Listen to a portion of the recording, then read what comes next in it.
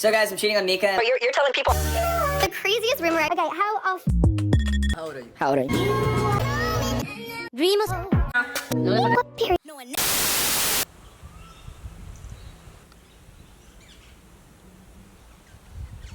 Hi, my name is Chloe. I am 21 and I am a disability support worker.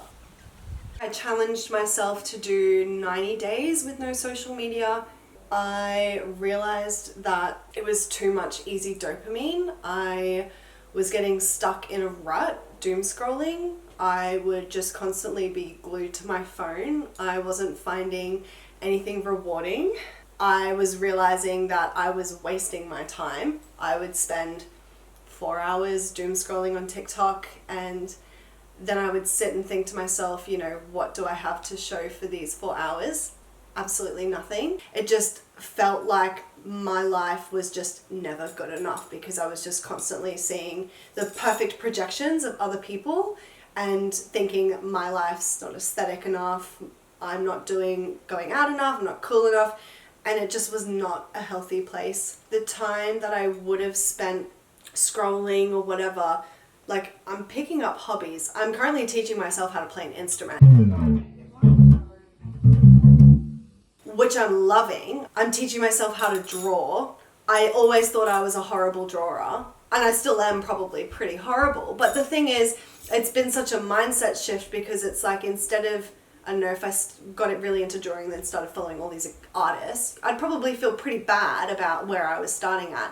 But not having anything to compare myself to, I could come to the realization, everyone starts out horrible at their hobby until they practice and they get better. It's fun and I can see the appeal for people, but now having cleansed and detoxed from it, it's too rewarding. There's nothing, you don't have to do anything hard to get the dopamine. It's just there for you. And I'm a person, I think, who's a bit all or nothing. I struggle with moderation. And if it's there, I'm going to use it and I'm going to be sucked into it. Doesn't matter if I set time limits on the app, which I have done.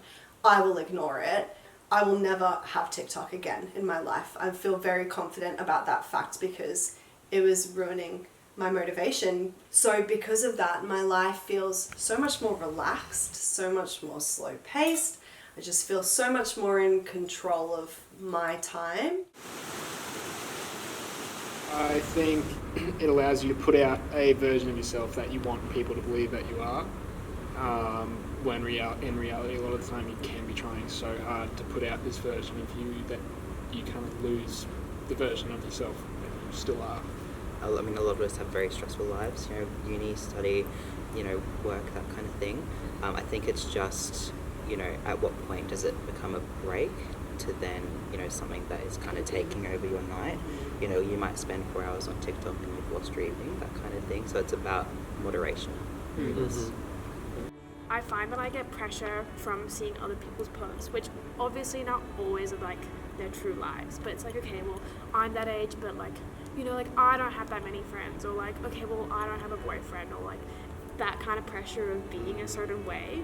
Like, I remember if at my high school, if you had over 1,000 followers, like, you were cool, but if you didn't, then like, sorry, can't hang out with you. People that don't know themselves, younger generation, it completely shapes like who they are and their mindset.